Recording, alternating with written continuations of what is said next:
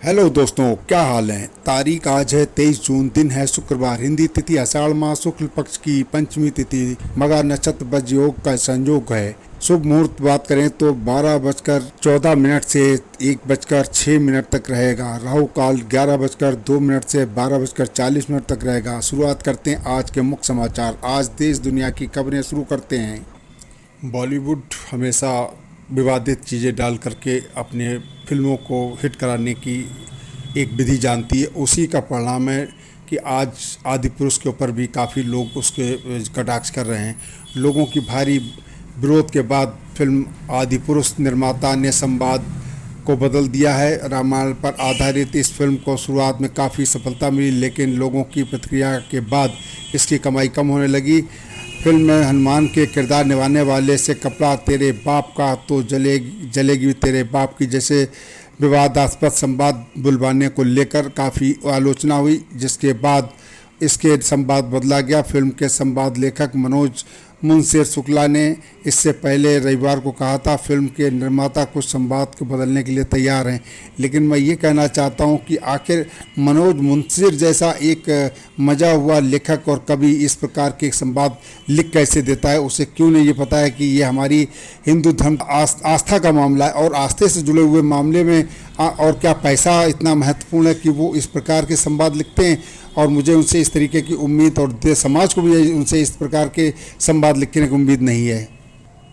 राष्ट्रीय जांच agency NIA ने जेल में बंद गैंगस्टर लॉरेंस बिश्नोई के करीबी अयोध्या के हिस्ट्री सीटर विकास को दिल्ली में से गिरफ्तार किया है। उस पर पिछले साल मोहाली स्थित पंजाब पुलिस के खुफिया मुख्यालय पर रॉकेट चालित ग्रेनेड आरपीजी हमले के शूटरों को पनाह देने और आपराधिक साजिश रचने का आरोप है। पटियाला हाउस कोर्ट ने विकास को 5 दिन की एनआईए हिरासत में भेज दिया है। एनआईए प्रवक्ता ने बताया कि विकास ने मई 2022 में मोहाली में आरपीजी हमले को अंजाम देने वाले फैजाबाद के दीपक सुरखपुर और दिव्यांशु को अयोध्या स्थित अपने गांव देवगढ़ और लखनऊ स्थित गोमती नगर विस्तार में अपने फ्लैट पर कई बार शरण दी। जांच में पता चला है कि सुरखपुर में बिश्नोई के एक अन्य सहयोगी विक्की मधुखेरा ने सिंह से मिलवाया था। विकास ने पहले से परिचित दिव्यांशु और बिश्नोई गैंग से जोड़ा था। न्यूयॉर्क में प्रधानमंत्री नरेंद्र मोदी से मुलाकात के बाद ट्विटर और टेस्ला के सीईओ एलन मस्क ने कहा कि निवेश के लिए किसी भी बड़े देश के मुकाबले भारत में अधिक संभावनाएं। मैं भारत के भविष्य को लेकर अविश्वसनीय रूप से उत्साहित हूँ। पीएम नरेंद्र मोदी जिस तरह काम करते हैं मैं उनका फ़ैन हो गया हूँ। उन्हें भारत की बहुत परवाह है। मस्क ने कहा कि टेस्ला जल्द से जल्द भारत में निवेश करेगी। टेस्ला इलेक्ट्रॉनिक्स वाहन बनाने वाली दुनिया की सबसे बड़ी कंपनियों में से एक है। मस्क ने कहा पीएम मोदी की नीतियाँ उनकी सरकार हमें भारत में अहम निवेश करने के लिए प्रेरित कर रही है। जल्द ही हम उसको लेकर बड़े ऐलान करेंगे। मस्क ने कहा भारत में सौर ऊर्जा, स्टेशनरी बैटरी पैक व इलेक्ट्रॉनिक वाहनों समेत एक स्थायी ऊर्जा भविष्य के लिए मजबूत क्षमता है। हम स्पेस एक्स के स्टारलिंक उपग्रह इंटरनेट सेवा को भारत में लाने का विचार कर रहे हैं। वहीं मोदी ने ट्वीट कर किया कि मत्स्य ऊर्जा से आदान के मुद्दे पर चर्चा हुई। हमें लगता है कि जल्दी टेस्ला सीईओ भारत का दौरा करके और यहाँ पर निवेश की प्रक्रिया को भारत सरकार के साथ पूरा कर सकते हैं। शाहजहांपुर अपराध संक्षेप ताबड़तोड़ समाचार। मिर्ज़ापुर थाने में बुधवार की शाम 3 बजे बदायूं रोड पर चौराहे के निकट बाइक सवार गौतम 20 वर्षीय ग्राम भुर्जिया को इको कार ने सामने से टक्कर मार दी। हादसे में घायल गौतम को सीएससी रेफर कर दिया गया। उसे परिजन फरकाबाद ले गए। घायल युवक के पिता दिनेश सिंह ने बताया कि चौराहे पर देरनाथ पुलिस कर्मियों ने उसे सीएससी जनीनपुर में भर्ती करवाया था। यहाँ से उसे रेफर कर दिया गया। वहीं पुरवाया में एक व्यक्ति को पीट कर घायल कर दिया। नामजद करते हुए 5 लोगों की रिपोर्ट दर्ज कराई गई। पुलिस ने मोहल्ला कसबरा तकिया निवासी कृष्ण कुमार ने पुलिस को बताया कि 19 जून को वो अपने घर से दुकान एक घरेलू सामान लेने जा रहा था। रास्ते में मोहल्ले में कपिल कुमार ने 4 लोगों के साथ मिले और गाली गलौज करने लगे। विरोध करने पर मारा पीटा घायल कर दिया। पुलिस ने रिपोर्ट दर्ज कर ली है। और उसी के बाद दूसरी घटना फिर पुरवाया में हुई। जनपद पीलीभीत के थाना बेलसंडा गांव गंगवापुर निवासी तेजपाल ने पुलिस को बताया 11 जून को वो सिंदौली के गांव दिवाली में रिश्तेदारी बारात में अपनी बोलेरो गाड़ी से पूरनपुर 4 बजे गांव के मोहद्दीनपुर के पास 2 बाइकों पर 3 लोगों ने गाड़ी के पास आए और शीशा तोड़ दिए। तेजराम ने पुलिस को बताया कि लगभग 20,000 का नुकसान हुआ। बंडा पुलिस ने रचित नाम की रिपोर्ट नामजद करते हुए 4 लोगों के खिलाफ रिपोर्ट लिख ली है। इसी क्रम में जो एक घटना जो एक के गांव के किशोरी को एक युवक 2 दिन पूर्व पहला फुसला कर ले गया। किशोर की मां ने गांव निठौरा देवी दास निवासी शहरुद्दीन पर रिपोर्ट दर्ज कराई। बुधवार को गांव सीरचक के पास किशोरी को पुलिस ने बरामद कर लिया है। वहीं आरोपी भाग निकला। पुलिस ने किशोरी को थाने ले गई, जहां उसे मेडिकल परीक्षण के लिए सीएचसी भेज दिया गया। एक व्यक्ति को पथराव करके खुटार में घायल कर दिया। रेंजर पथराव करने में एक युवक गंभीर रूप से घायल हो गया। युवक को सीएचसी भर्ती कराया गया। गांव गड़िया सरेली निवासी संतोष कुमार ने पुलिस बताया कि बुधवार के शाम 4 बजे किसी काम से गांव जा रहा था। इसी दौरान गांव के 2 सगे भाइयों ने रंजन उसे गाली गलौज शुरू कर दी। विरोध करने पर पथराव करने लगे, जिससे वो घायल हो गया। पुलिस ने सीएचसी भिजवाया। थाना प्रभारी ओम प्रकाश ने बताया कि तहरीर मिलने के बाद कार्रवाई की जाएगी।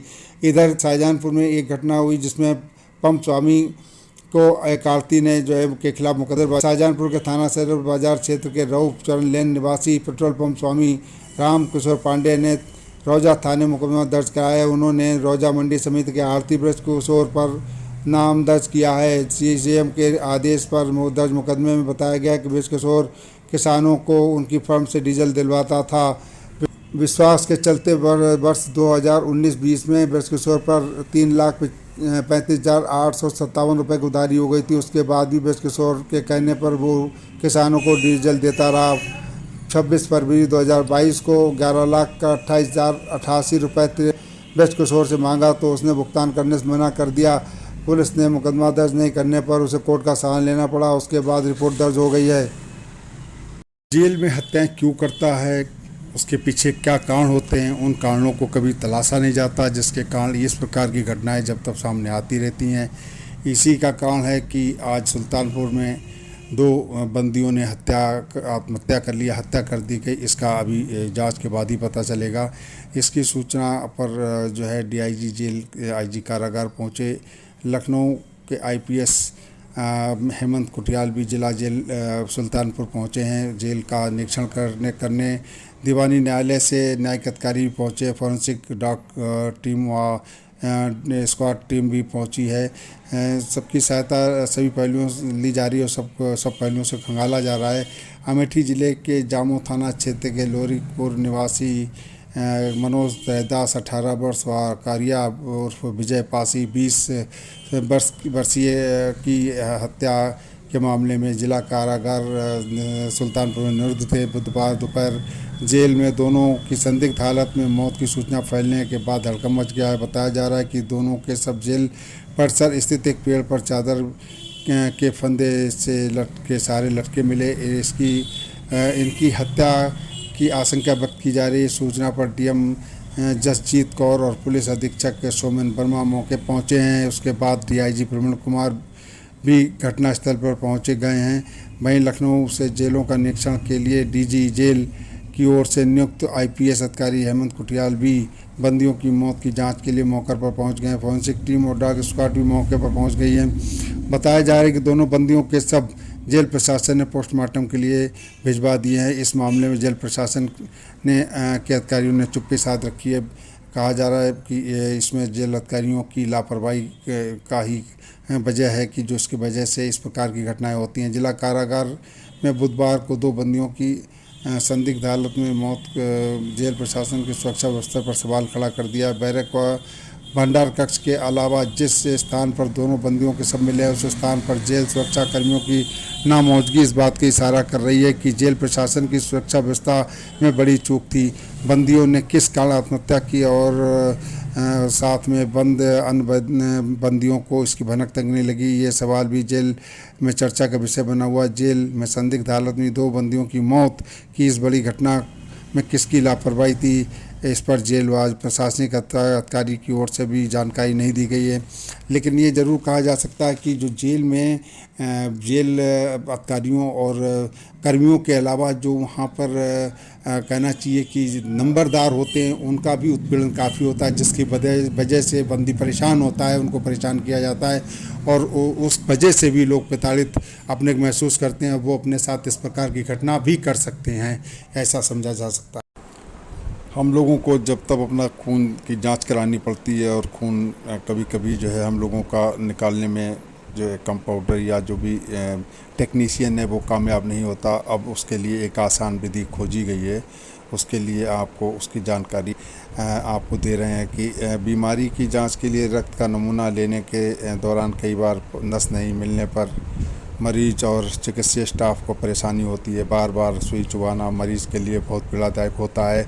रक्त लेने की इस प्रक्रिया को राष्ट्रीय प्रौद्योगिकी संस्थान एनआईटी रायपुर में विकसित नई तकनीक पर आधारित डिवाइस सुगम बनाएगी। एआई आधारित ये स्वचालित डिवाइस नस खोज कर आवश्यकता अनुसार रक्त की मात्रा को निकालने में सक्षम होगी। संकेत मिलते ही सुई निकलती है और निकालती है रक्त। एनआईटी रायपुर के बायो मेडिकल इंजीनियरिंग विभाग में सहायक प्रोफेसर सौरभ गुप्ता के निर्देशन में तैयार इस तकनीक को पेटेंट मिल चुका है। तकनीक के विकास से जुड़े शोधार्थी सुमित कुमार राय बताते हैं कि डिवाइस में ट्रांसमीटर, रिसीवर, माइक्रो कंट्रोलर, सोनार व रडार का उपयोग किया गया है। इसे हाथ पर लगाते ही ट्रांसमीटर करने छोड़ता है जो अधिक रक्त वाली नसों को चिन्हित कर जानकारी रिसीवर को भेजती है और फिर डिवाइस रेड लाइट के माध्यम से संकेत देती है कि नस कहाँ पर है और कितना रक्त निकाला जाना है। उसके बाद डिवाइस में लगी स्टेपर मीटर की सहायता से सुई स्वतः नस में सही जगह पर चुभ जाती है और आवश्यकता अनुसार रक्त निकालती है। ये प्रक्रिया संपूर्ण होने में भी 1 मिनट से कम का समय लगता है। नस खोजने से लेकर रक्त का नमूना एकत्र करने की प्रक्रिया पूरी होने की जानकारी भी पीले रंग की संकेतक से मिल जाती है। इसके बाद डिवाइस हटाकर रक्त का नमूना जांच के लिए भेज दिया जाता है। अब ये हम लोगों के लिए कितनी बड़ी खुशखबरी है। यही हमारे वैज्ञानिक जो हैं हमारे लिए सारी चीज़ें सुगम बनाते हैं, लेकिन हम लोग जो नौटंकी और नाटक और फिल्मी दुनिया के हैं, लेकिन जो असली हमारे हीरो हैं हम उनको मानते हैं कि वैज्ञानिक ही हमें सब चीज़ें सुविधा दिलाते हैं और उन्हीं की वजह से हमें हर चीज़ में सुगमता मिलती है। और फिर एक बार वैज्ञानिकों ने सिद्ध कर दिया कि उनकी खोज हमेशा मानव के काम आती रहेगी। यह न्यूज़ उन लोगों के लिए बहुत आवश्यक है जिनको हृदय गति बीपी की परेशानी रहती है। अखिल भारतीय आयुर्विज्ञान संस्थान एम्स के एक शोध में भ्रामरी प्राणायाम को बहुत ही लाभकारी बताया गया है। इसके मुताबिक प्रतिदिन 5 मिनट भ्रामरी प्राणायाम करने से हृदय की गति नियंत्रित रहती है। ब्लड प्रेशर की समस्या में भी आराम मिलता है। एम्स के चिकित्सकों ने ब्लड प्रेशर के 70 मरीजों पर एक शोध किया। मरीजों को 35-35 के 2 बराबर समूह में बांटा। एक समूह को धीरे धीरे सांस लेने को कहा गया, वहीं दूसरे समूह को भ्रामरी प्राणायाम कराया गया। शोध से पहले दोनों समूह के सभी सदस्यों का ब्लड प्रेशर, बीपी और हृदय गति परिवर्तनशीलता HRV की जांच की गई। 5 मिनट तक भ्रामरी प्राणायाम के बाद फिर से बीपी और HRV की जांच की गई तो HRV में काफ़ी सुधार पाया गया, जबकि बीपी के स्तर में भी सुधार की संभावना बनी। चिकित्सकों ने कहा है कि यदि मरीज नियमित रूप से लंबे वक्त तक 5 मिनट के लिए भ्रामरी प्राणायाम करता है तो HRV और बीपी की काफ़ी सुधार आएगा। शोध से जुड़े डॉक्टर ब्राउन ने बताया कि धीमी सांस लेने वालों को अक्सर दिल से जुड़ी बीमारियां जकड़ लेती हैं। विदेश में शोध में सामने आया कि 1 मिनट में 12 से 20 सांस छोड़ने वाले स्वस्थ होते हैं। 6 से इससे कम बार सांस छोड़ने का अभ्यास हो जाए तो भविष्य में दिल से जुड़ी बीमारियां होने का खतरा टल सकता है।